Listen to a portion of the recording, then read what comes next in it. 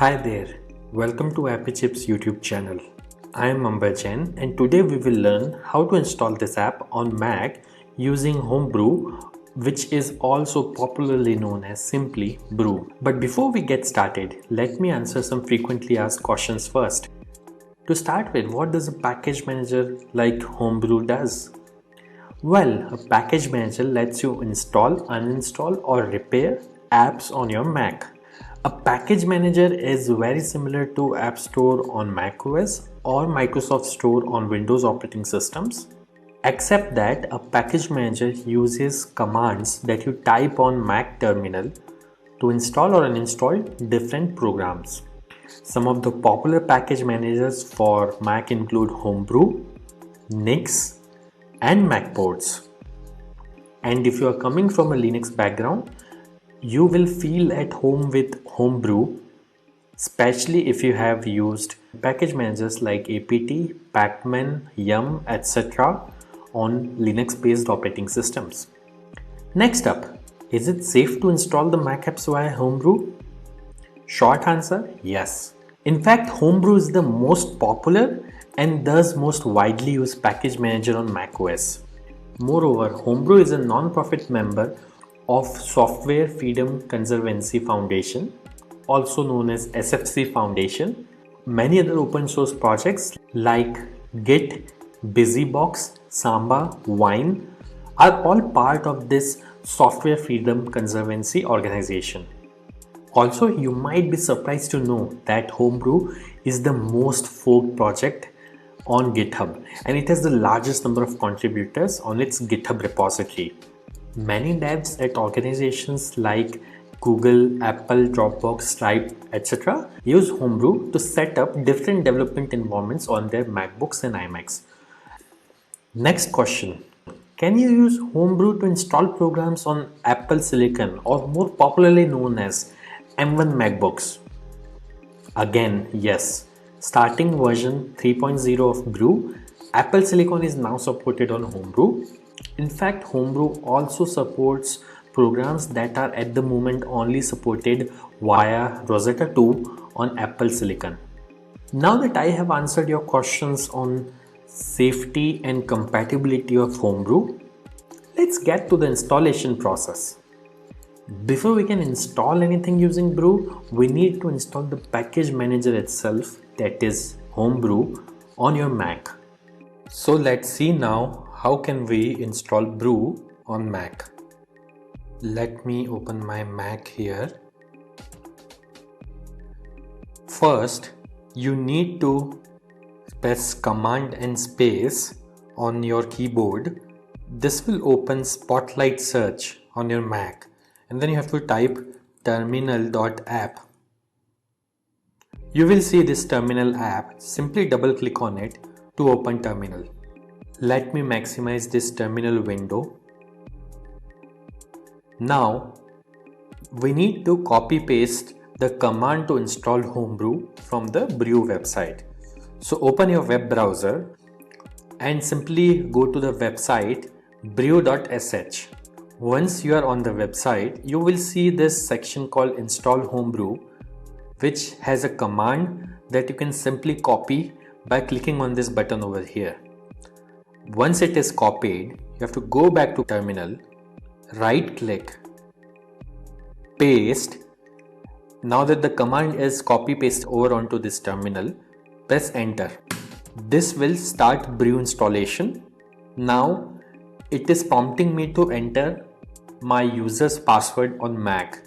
I am going to type the password now, but it won't be visible on your terminal.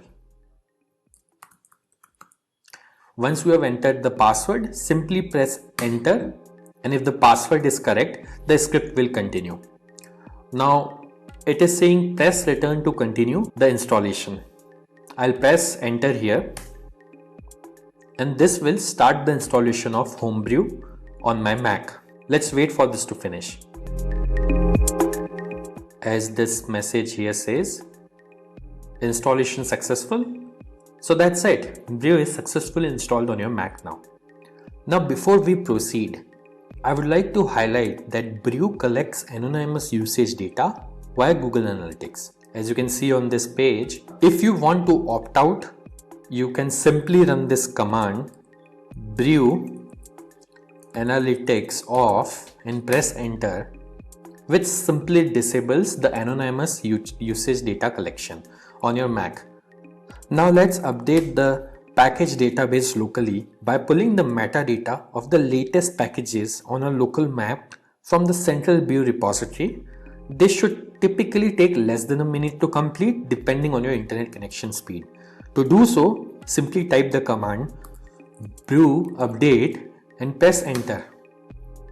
As you can see, my local Brew database is already up to date because I just installed Brew on my system.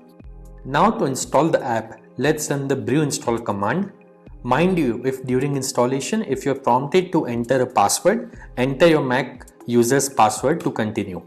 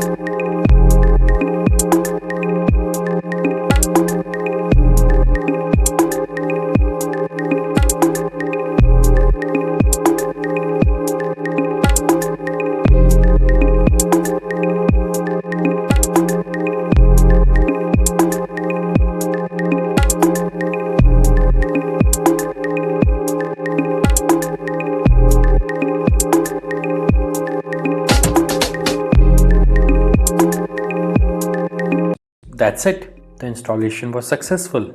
If this video was useful, don't forget to hit the like button.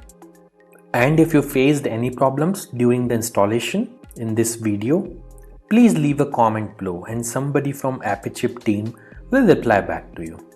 If in future any app installed using Brew stops working, then you can simply reinstall it using the command brew space reinstall space the name of the program. For example, I'll try to reinstall this program called Hello, which is already installed on my system. As you can see, it is downloading the program and it says reinstalling Hello, and now Hello is successfully installed.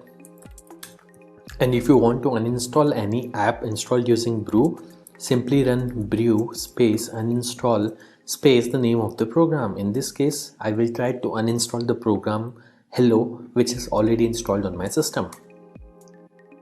As you can see, within a few seconds, it says the program is successfully uninstalled.